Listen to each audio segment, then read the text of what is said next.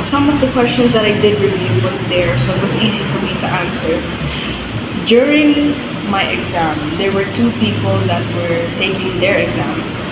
One of them passed like really well. She got like 58 out of 60, so it made me like, oh, I gotta do better. And then another one failed. She got like 46, and then she was told to do her exam tomorrow, so it kind of made me pressured, like I want to do this well on my first try, and I just want to get my license because I don't want to be around my mom. No, I'm just joking. I want to drive by myself already. That's what I wanted, so I really like concentrated really hard.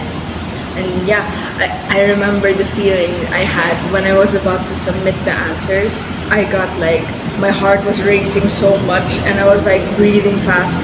And then I saw the points, 51. I was already so excited. Like, oh, I'm passed. And it's a good score. So then I told the guy with like so much pride, like, sir, I got 51 over 60. He's like, what? 51 over 60? Oh, you passed. And then yeah. After that, I went out. I remember I saw Ma, and then she was like asking, oh, how was it? But then I didn't answer her directly. And then I went to the counter, and I overheard the interns there. They were like, oh, she passed. And then I was like, yeah, I gave it to the guy, and so like I had finished my exam. And then I had to give it to the guy at the counter, the guy that was also going to check my practical driving exam. So like, I gave it to him and he was like, oh, that's great that you passed and everything, so now we gotta do your practical driving exam. Oh my god! I'm a bit I'm not nervous at that. That's the one I should be nervous about, but I wasn't nervous. When we went out, I expected him to be in the car with us because, you know, that's how I see it. He didn't end up being in the car with us. Instead, he would just observe. Because in from Bahrain, the when I do my exam, the police is with me. Next. Yeah, when Ma did her exam in Bahrain, the police really was next to her throughout the whole exam. Yeah. For me, it was different. It was very easy, very chill. So I remember, you know, I'm being very formal. I was putting on my seatbelt, making sure I'm checking my mirrors, my rear, I'm fixing it and everything, showing it to the guy. And then when it was time to go out, I didn't know where to go. Because there's no proper signs. There's no proper signs. And like, I remember He just told us to just go there, then come back, then come back, and 2 rounds like that.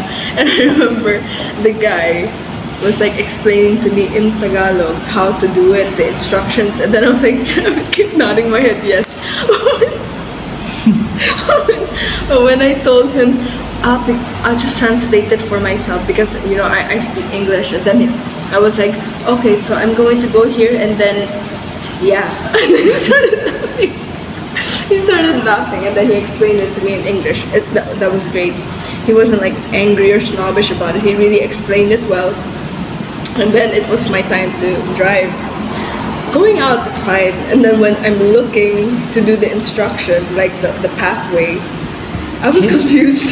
He keeps on nagging me. Yeah, Mom, I was nagging her. I was telling her the right way. No, you're pointing. I said I'm not pointing. I'm talking. Because she's talking. But like, if you could only hear it, like the way she was explaining it, it's like as if she was only pointing it. I'm not. So I'm like, what is she talking about? Because you're not reading the sign.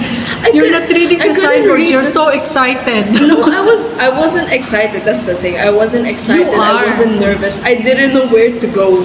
That's I was my telling problem. you nga. And she was like directing me. Yeah, there in the parking sign. I was like, where's the parking sign? Where's the parking sign here? Why are you pointing? I can't see when you're pointing. And then she's like, I'm not pointing.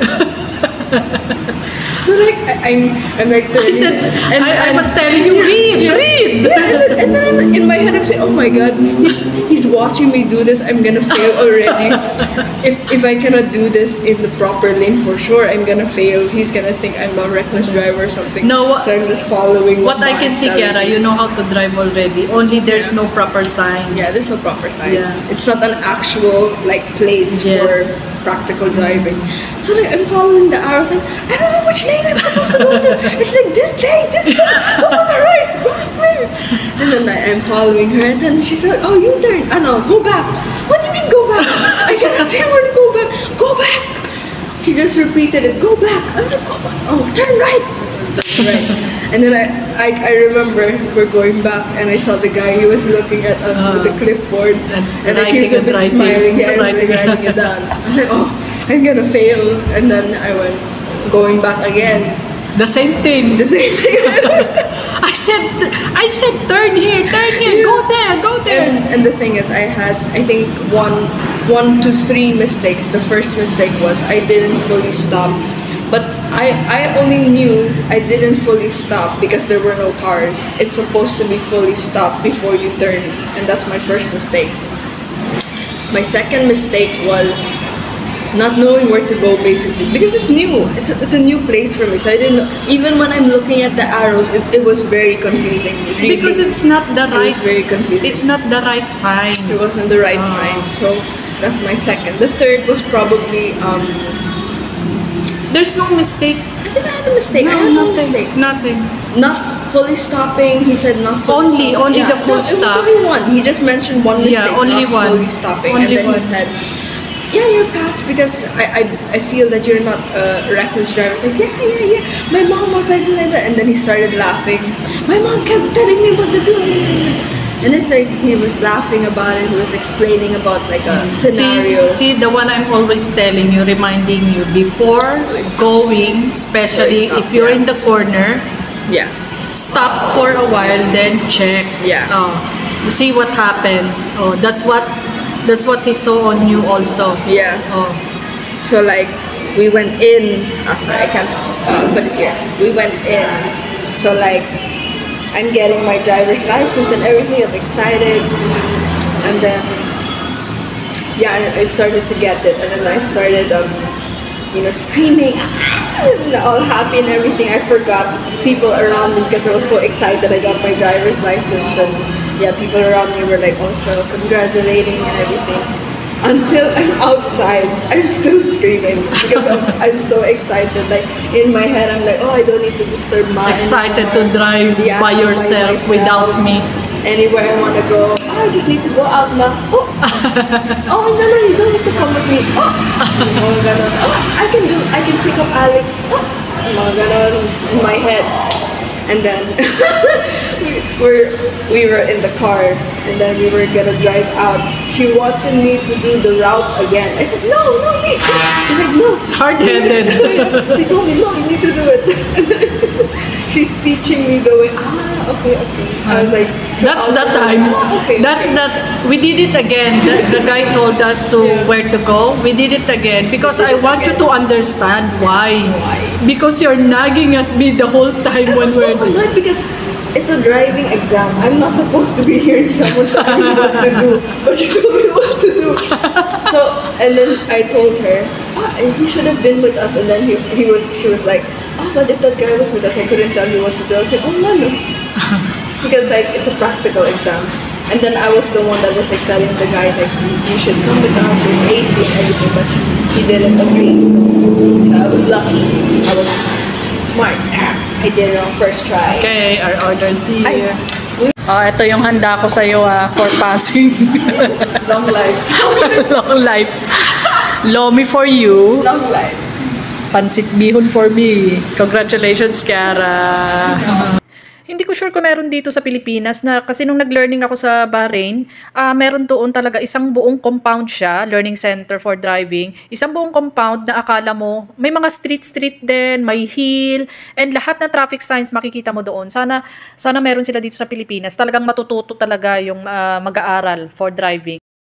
And ito na nga po yung sinasabi ko at wala nang iba po ditong pwede pag-aralan kundi dito lang sa Driving Training Directorate. Ito yung sinasabi ko na parang isang buong compound siya, yan. Tapos yung mga sasakyan na nakikita nyo, ayan lang yung pwedeng magturo sa inyo.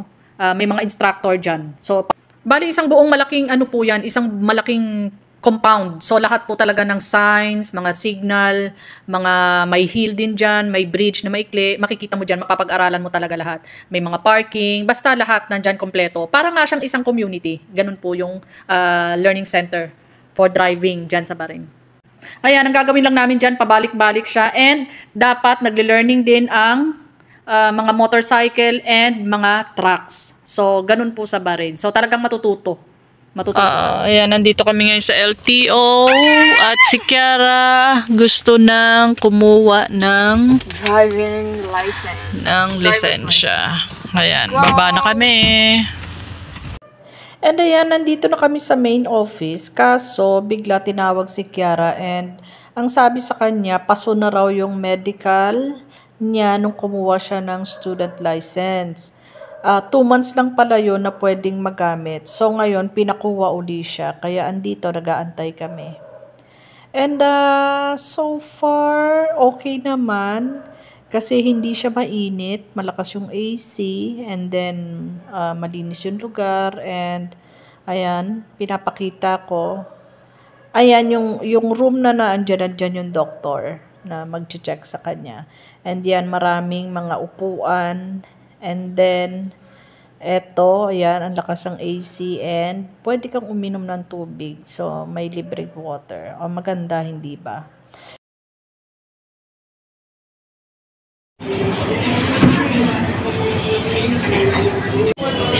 Ha? Good luck, Kiara.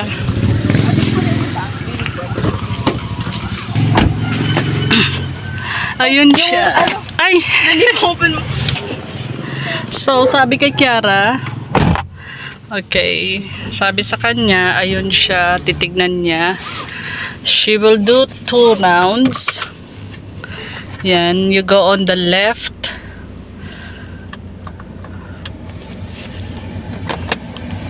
So, ang score niya sa written exam is 51 over 60. No? Yes po. 51 over 60. Nakuha niya 51. Good job, Kiara. And then this time naman To go left? Oo, left. Okay. I'll just follow the arrow, di ba? Oo. Go left. Then go out. Okay. Go out where? Ayan, sa may left. Left. You said here. Di ba sa dulo? Left muna. Yan. Tapos, left ka pa. Labas ka dyan. Saan ka na? Left! Dito yung labasan, Kiara. Ayan yung labasan, oh. Sige na. Asan mo nagpa-point? Right. Go right. Oh.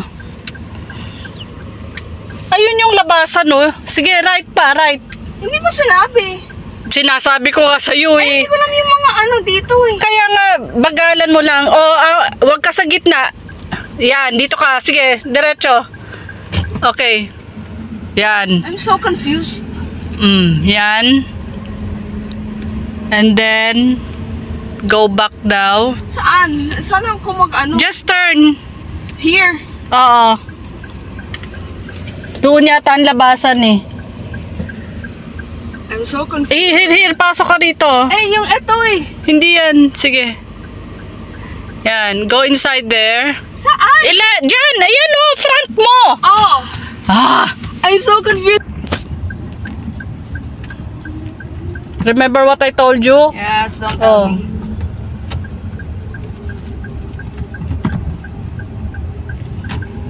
Oh, punta ka doon sa kanya. Or dito, anywhere you want. Dito na lang. Look at your right, baka may motor. On my right. Okay, this is it. Because they're gonna check that, so I have to look at my side mirror.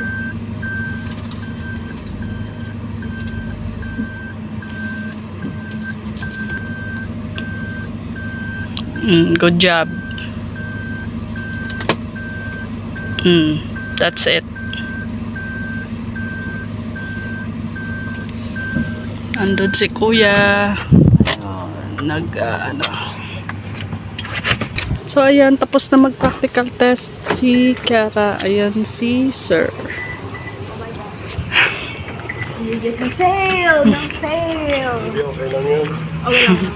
Confused ako sa instruction. Si Mama kasi, ganun si Mama. So, mas lalo pa na pressure. That is why I do not come with you dahil you will be asking me. Mas mako-confuse. Yes. I leave it with you after the instruction. Can you do like that? So you're not staying in the Philippines? I've been staying here na po for... Good job, Kiara. Good job, Kiara. Yes.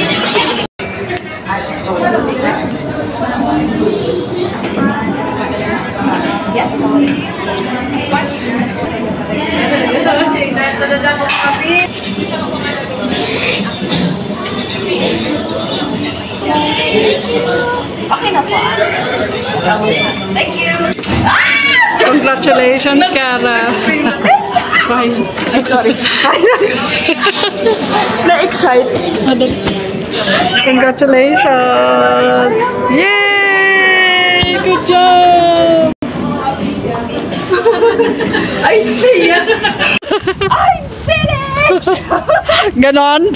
Yes! Wala si Mama. Wala si Mama. Yes! Oh, sunduin mo na si Alex. Kaya nga. Eto, I will show you, ha? I will tell you. Oh, i-keep mo. Sa files mo. Yeah. How many years is this again? Mga 5 years ata to, no? At tignan mo, nandiyan naman yan. Where is it? Behind, I guess. Or Wait sa lang. front. Ito. 2029. So, ngayon 5, 6, 25. 7, 8, 9. 5 years. 5 years. Not bad. Yeah. Yeah. Pag nag-renew ka, 10 years na. Kaya nga. Let me put this here. And my wallet. I love it. I have my license. I don't need mama. I can go anywhere. Ay, nako. Pero ako naman mag-fill yung gas. Okay, let's go. Okay. Wait, ang init. Nakakahiya. I started shouting and then they were like, looking. Tuwa nga sila eh, kasi very happy ka. Kaya nga. Nakakahiya. Wait, can I have some water, please? Inuhaw ka. The driver needs her water. Inuhaw ka. The newly licensed driver needs her water. I'm your new driver. Okay, let's go eat pansit. Pansit. Pansit lang.